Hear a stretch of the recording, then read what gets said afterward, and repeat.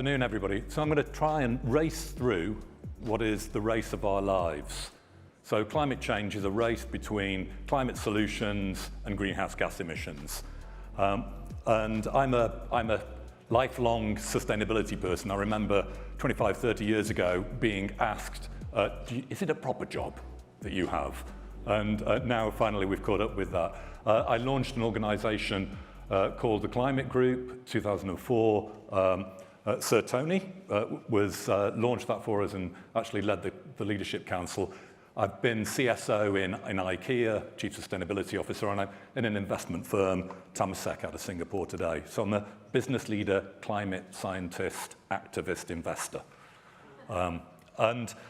First of all, who here, show of hands, who is familiar with the word Anthropocene?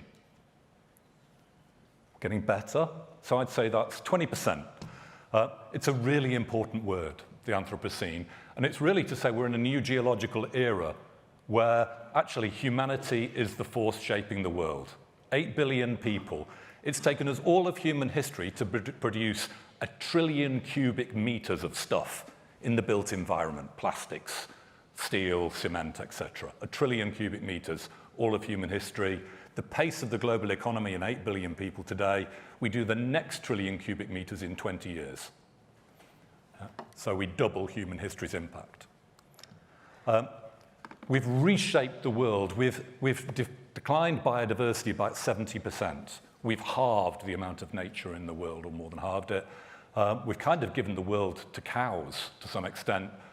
If you actually look at agricultural land, there was a study that looked at the weight of all the mammals in the world recently, and it found that actually wild mammals were just 4%, people were 36% of mammals by weight, livestock was 60%. So cows and pigs, etc., outnumber all the wild mammals 15 to 1, or outweigh them. Transformed the world, it's the Anthropocene.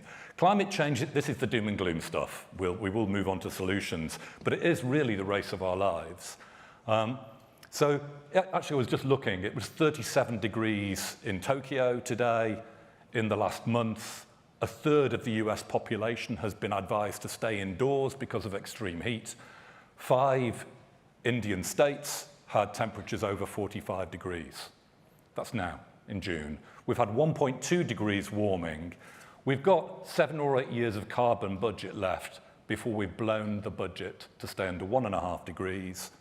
About 20 years to stay under 2 degrees. Now, those extreme heat wave events, if you think, what does it mean? How much more extreme weather are we getting? Well, a 50-year event is now a 1 in 10-year event. What was a 50-year event? If we go to 2 degrees warming, it becomes a 1 in 3-year event, except it's more severe and hotter. That's just taking the heat waves. It's the same with floods. It's the same with wildfires. I think we're on the edge of flipping the Mediterranean ecosystems in the world, in the Mediterranean, in parts of Australia, in parts of California. We're flipping them into drier areas, and that's why we're seeing these extreme wildfires on a scale that we've not seen before. So we're in the era where actually you could say the megatrend, we've heard about digitization, climate change and sustainability are a megatrend. They're going to reshape the 21st century. Fortunately, we have a lot of solutions, and we're starting to deploy them at scale, but it is a race. You could say net zero is the new normal. So there's about 3,000 businesses, 450 investors in capital market. Mark Carney launched GFANZ at Glasgow, the Glasgow Financial Alliance for Net Zero. Trillions of dollars committed to net zero, and actually meaningful targets starting to be set by that. We've also seen 128 governments, countries around the world set net zero targets. So it means net zero is the new normal. We've got a gap, though, between those high ambitions and actions today, and we need to close that gap. The line that goes up is developed. This was specifically Tony's request to put this slide in. The line going up shows developing country emissions. The line that's starting to go down is the developed world emissions. So you can see around about 2008, they crossed over. And this is as the developing world comes out of poverty, Their share of historical emissions is tiny, it has to be said. But as people come out of poverty, emissions rise. We need a global solution, and this is why in Paris there was on the table, there was 100 billion a year of climate finance committed from the developed world for the developing world. It's still not there yet. We're 5 years behind schedule to get climate finance away.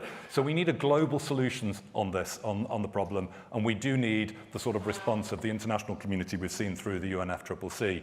You could say Glasgow was a step forwards, but probably a 6 out of 10 because we didn't solve climate finance. There's a mindset shift in this. You know, I think we've moved forwards now. We've actually gone beyond the do we need to do something about it to how do we do it, how do we deploy capital, how do we unlock innovation. And realistically, if you look at the scale and pace of the challenge, we need a combination of things. We need good government policy and business innovation and investment. Those are the two things we need in tandem. Solar, we've heard that this is a biological century. It's also a solar century.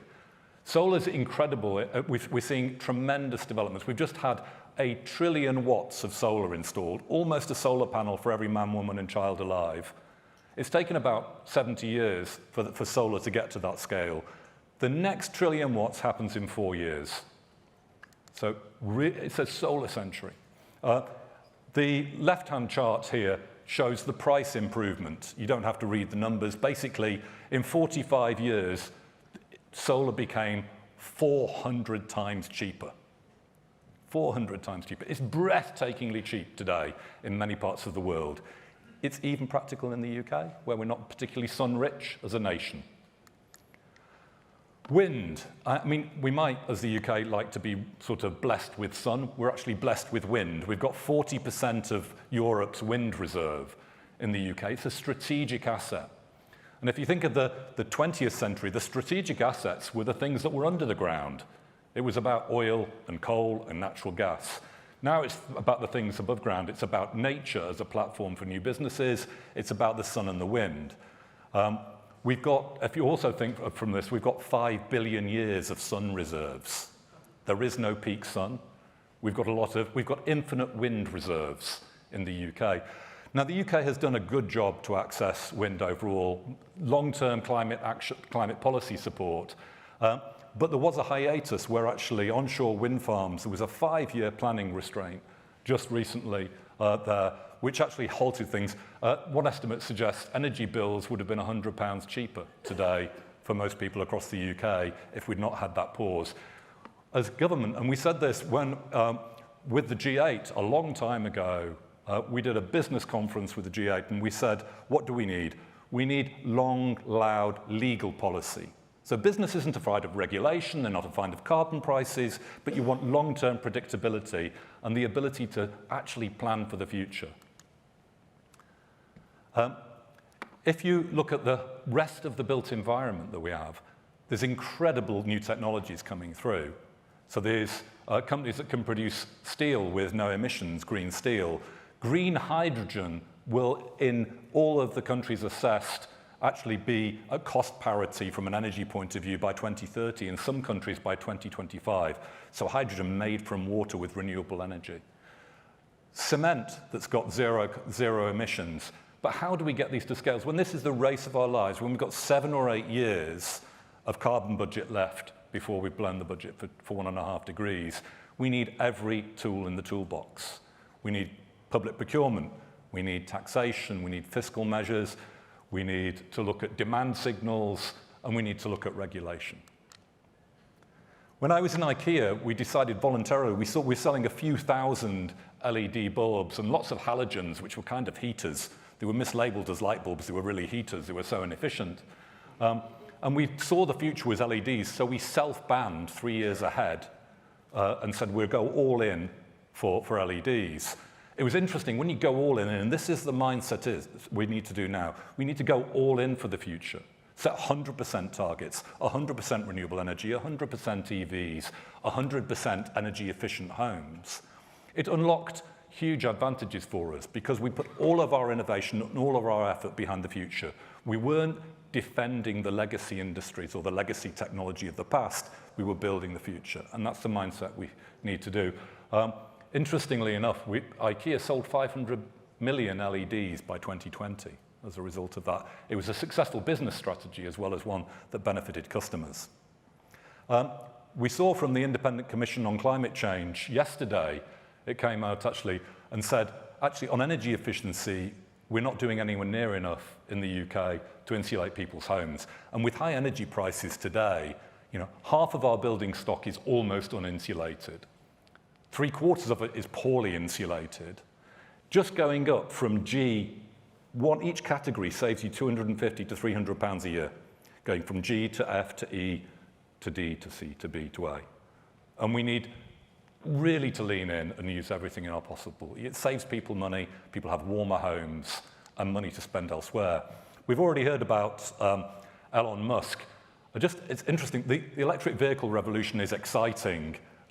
I sat about 15 years ago with the chief technology officer of a European auto manufacturer who will remain nameless. And I said, aren't EVs the future? Really? And he slapped the table and he said, never while I am CTO of this business will we produce an electric vehicle. And he was right, because he's no longer the CTO. And you can see the inevitability of technology like this.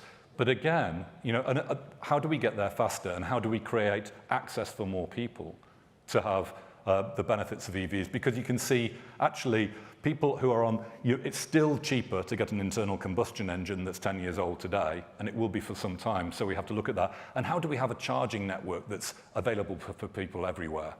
But the internal combustion engine, you could say, the end of the ice age is nigh. You can see the developments in terms of batteries. This is it basically shows that for a kilowatt hour of battery storage, it's actually just over $100 for a kilowatt hour today, when if you go back to 92, it was $5,000. Economies of scale count, and this is when you get public policy, business innovation and investment. Low tech. Bikes have been around. We don't need everything. I was really inspired, actually, over lunch to talk to Mette from Hackney, because I've just spent 10 years in the Netherlands. And the Netherlands, in the 1970s, did this massive push into cycling as a response to the high oil prices. And actually, people cycle 15 billion kilometers in a small country, 15 billion kilometers. The average person cycles 1,000 kilometers a year. It's the only country in Europe which isn't getting more obese. When everybody cycles, 2% of people don't like it. 2% of people don't like free money. If you think, 98% of people like it, 60% of people express joy. Why we have 27% of road journeys in the Netherlands by bike, 2% in the UK.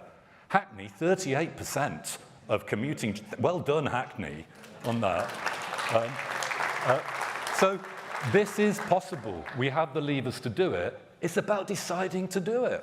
So we need to rethink the possible. I just have to go on about the cycling, sorry. 14 months a year extra life for people from regular cycling, potentially. Live longer, be happier, save money, save the climate. Plant-based food. Michael Pollan, the author, said it very well.